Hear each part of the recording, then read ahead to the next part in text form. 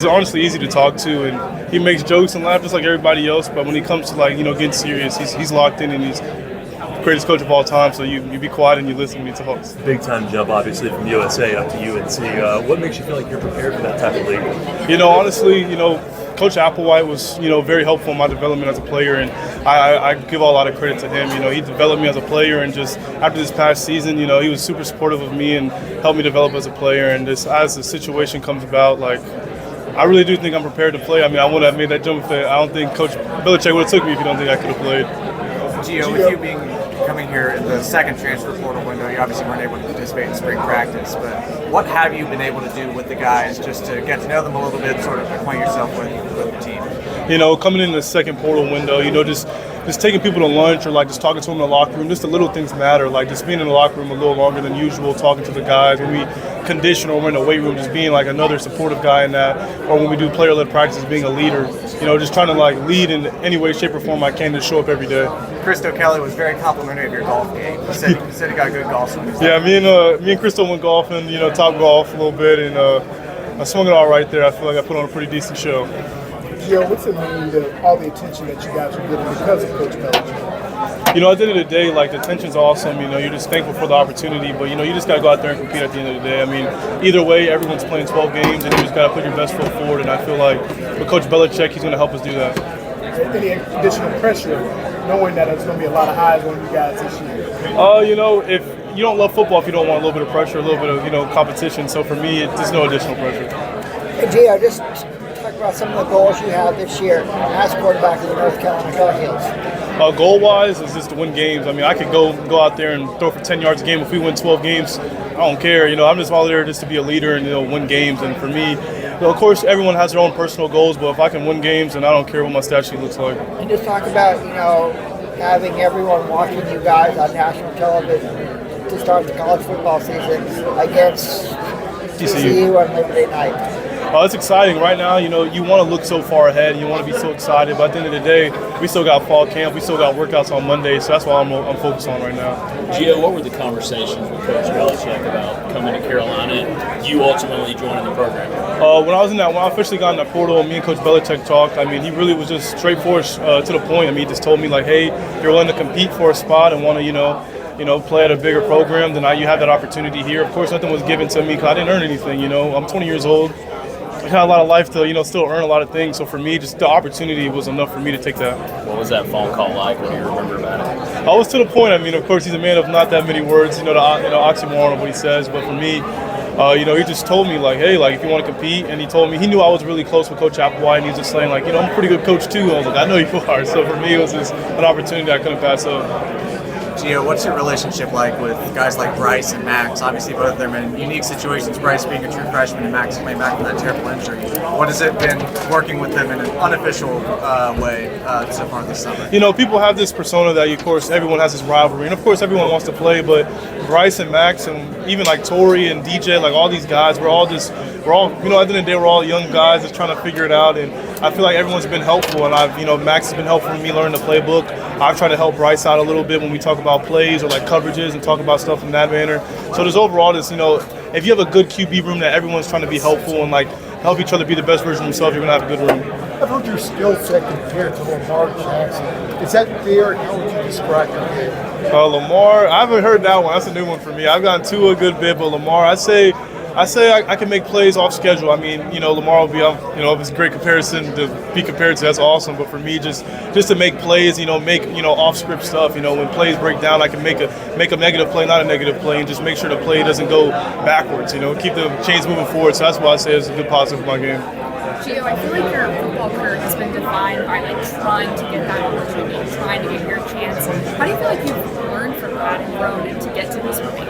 For me, just very thankful for everything I've gone. For me, I tore my shoulder my junior year, had surgery on it. A lot of schools stopped talking to me. So South Alabama gave me that opportunity. I'm forever thankful for that, and just the opportunity to be able to compete on a bigger level, of course, with the greatest head coach of all time. Who wouldn't take that deal? You know what I'm saying? What do you feel like you learned during your time at South Alabama? Coach Applewhite played quarterback at Texas, so I learned so much from him. He taught me, reading plays or reading defenses or understanding, protection. Just overall, who I am today, I want to be as a quarterback without Coach Applewhite. And even as a person, he was a huge help for me. And knowing that you kind of got that attention drop off in high school that you mentioned, what does it mean to you now to have this opportunity? You know, just don't take anything for granted. I mean, I know a lot of people would love to be in my situation. And I've waited my turn, and I've tried to earn everything I've done. And I've had a great support cast, and just to have the opportunity to be here is a blessing. Gio, apologies for already got this question, but from your perspective, how's the quarterback battle going so far this summer? And what stood out about North Carolina and why from Chapel Hill? For me, the quarterback battle has been awesome. You know, of course, as a competitor, you got to love it. I mean, if you don't love competition, you shouldn't be playing football. And Max has been awesome. You know, we've been super helpful with each other, and we went to Man and Passing Academy together, and we honestly got closer there. So the whole stigma that you hate the guy you're competing against isn't true. Me and Max have been pretty good people, and we're both competing from a good sense. And I feel Bryce is going to be a great player as well, and everyone's just competing. And then when it comes to North Carolina, I love it. You know, Chapel Hill is cool to be in a college town. South Alabama was awesome. Wasn't as much as a college town, but like being in Chapel Hill is a really cool experience. I know you haven't been there long, but being coach under Freddie Kitchens, have you gotten a feel for what the offense might look like this season? You know, just more of an NFL-like offense. I mean, of course, like it's different when you're at South Alabama when you're watching tape and they're bringing up South Alabama tape, and then when you turn on tape with Kitchens, it's the Patriots, or when he was the head coach with the Browns, you're like, wow, like I'm watching NFL guys and where I want to be. I'm watching them execute this play, so it's been awesome learning from him, especially him playing at Alabama. He's had experience at the position. And what was Bill Belichick's kind of pitch to get you to come to North Carolina? Funny enough, it wasn't much of a pitch needed. You know, when you get the greatest head coach of all time talking to you, you pretty much just listen. But just kind of told me just the chance to compete. You know, and that's all I wanted. I'm not asking for any handouts. I just want to compete, and he gave me that opportunity. How's it been building chemistry, sort of getting to campus a little later than others? You know, building chemistry-wise, I would just say, just competing every day, showing up in a weight room, showing up in conditioning. You know, the little talks in the locker room, they matter. You know, just little things. Driving up here, it was a 2-hour drive from Chapel Hill to Charlotte. Just talking in the talking in the car. Just little things like that. Just build chemistry and just not taking advantage of every opportunity I can. Gio, sorry if you already answered this, but how are you hoping to make this team your own this coming season? For me to make this team my own is to just show up every day and be a competitor. I mean, I feel like the best leader is a leader that does things the right way, and that's how I try to do everything I do, and just lead the team in every way I can. So that's how I try to do it. With so much change, what are you hoping the team's identity will be this year? You know, we talk about it all the time. You probably heard it a couple times, but tough, smart, and dependable is what we want to be. And Coach Belichick always says that in every meeting. It's on the walls everywhere in our building. So just if we can be tough, smart, and dependable, we can win a lot of ball games. What's the difference between Coach Applewhite and Coach Belichick? The difference I say between Coach Applewhite and Coach Belichick, I mean, of course, with Coach Belichick, it comes his resume, everything he's done. And, he was, it speaks for itself. I feel like you can go up on Google and search up how great Coach Belichick is. But when it comes to Coach Applewhite, I mean, it's two different coaching styles, but they both demand a lot of greatness out of you and expect the best out of you. And Coach Applewhite, I would say, was, him playing quarterback, I was able to talk to him more about some stuff. But when it comes to Coach Belichick, I mean, it's literally whatever he says feels like the, football Bible. So anything you hear from him, you're just like, okay, awesome, I would love to learn from you. Gio, what is your sense of trying to learn the playbook in a condensed amount of time? Like, is there an urgency? Are you doing maybe stuff you wouldn't normally have done, like cram sessions type stuff? When it comes to learning the playbook, I feel like one thing that is a little overlooked is once you learn a playbook, a lot of stuff kind of translates. Of course, there's different terminology, there's different ways to execute plays, but at the end of the day, like, there's only so many ways you can run post crosser. There's only so many ways you can run, crash or smash, stuff like that. So with that, you just start to learn those concepts. And I'm a big flashcard guy. Like, they give us iPads. We didn't get that at South Alabama, but they got iPads you can look through. I was looking at iPad. I look at all that. But I'm a big note card guy, just writing the name on the front, flipping it on the back, just kind of testing myself as much as I can. So doing that on your own? And Just every day, just going through the cards. You didn't have the iPads at South Alabama? No, we didn't have iPads. They had to come to the building to watch film. Gio, can you talk a little bit about how racing has had an impact on your life? I know your dad was a big racing fan, and then I know you said you wanted to be in a pit crew maybe one day. Can you talk a little bit about that? Yeah, so my dad, growing up was he's a car salesman. Was my hero in my world, but he was a drag race. He still does drag racing, and for me, like, this is, it's a quick thing. You're running 5. You got to run, a quarter mile in 5.5 seconds. You got to be quick off the line. You got to be quick in your button press. You got to be quick in all these things. And it just shows you, like, there's such little details that you got to pay attention to. And small mistakes you can't make. So for me, growing up, watching my dad do all those things, and I was four-wheeling and jet skiing my whole life. the extreme sports, I guess. And now in that sense, it's when you put a football helmet on, I guess it kind of translates like this isn't that scary compared to falling off of a motorcycle or stuff like that. And did you start out as a wide receiver in high school? Yeah. Can you talk about a little bit about that, about the transition to So quarterback? I was a wideout my freshman year, played 1 year at wideout, then went to quarterback. But it was, just the experience as a whole, I just didn't take it for granted.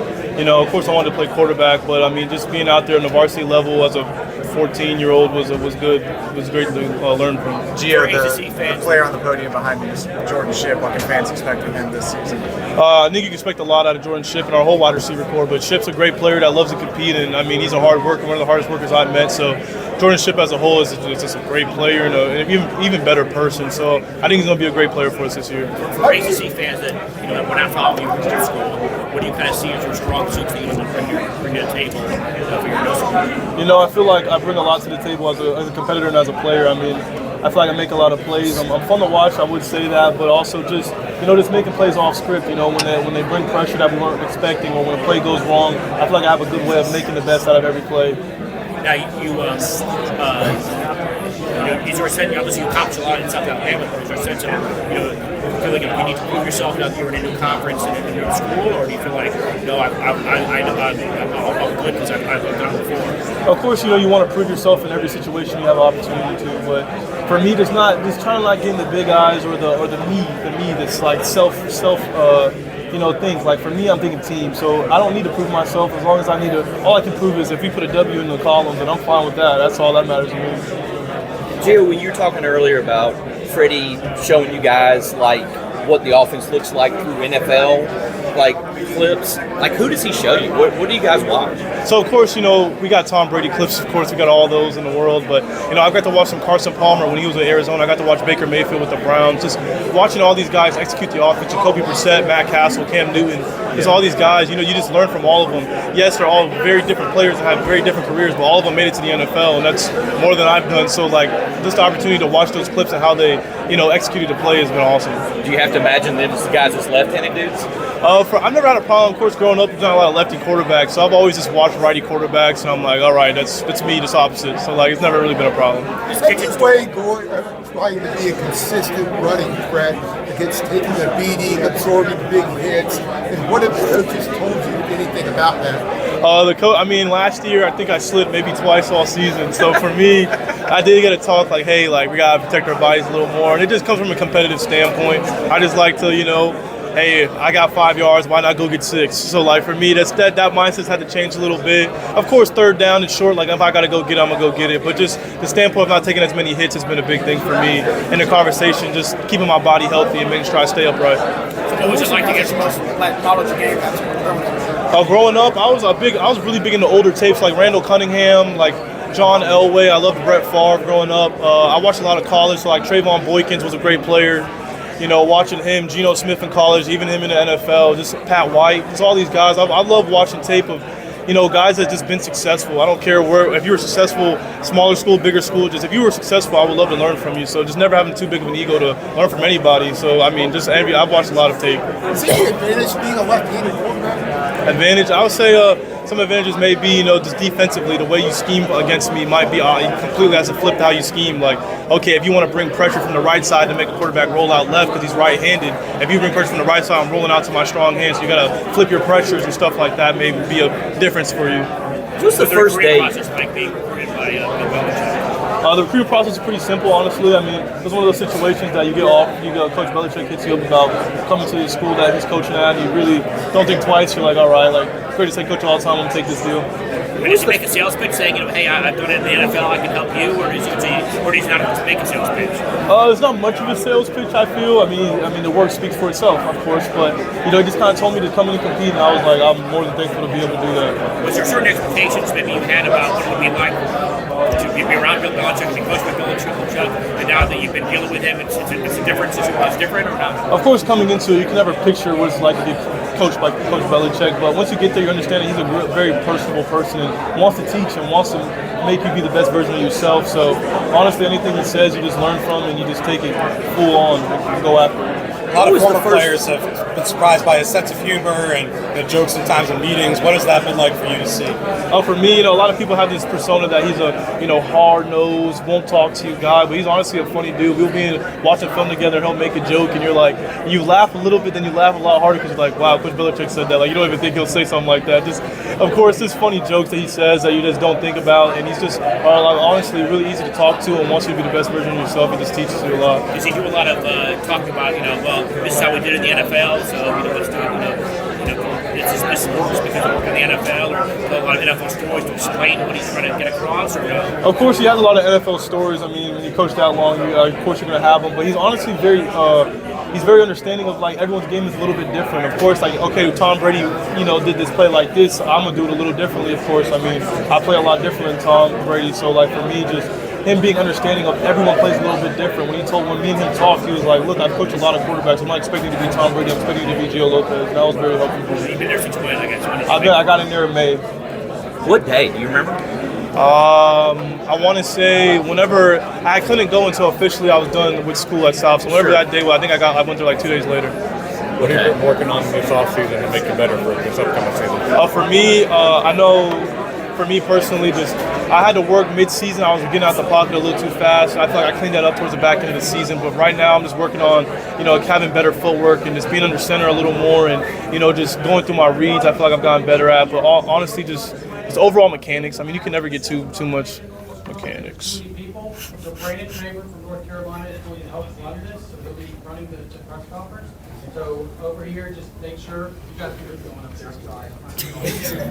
Okay. Kind of that point, what's it like going from the Sun Belt from South to a school that's in the spotlight the way obviously Carolina's going to be? Just taking all my reps and experience I have from South and taking it to the ACC. I mean, there's great teams, of course, in the ACC, but in the Sun Belt, there's a lot of great players that honestly left and went to bigger programs and being able to compete at a higher level. So I think it just goes to show that the Sun Belt was a great, a great conference, and it also has a bunch of talent in there. So I don't feel too, like of a difference.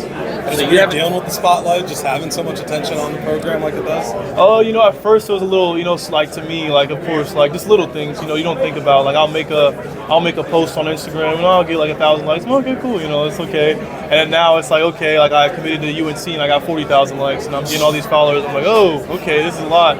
But it's honestly just, it's a blessing to even be in this situation. So I just take it all with, just thankful and just talk to anytime I feel a little, overwhelmed, I just talk to my sister, and my sister's always super helpful for me.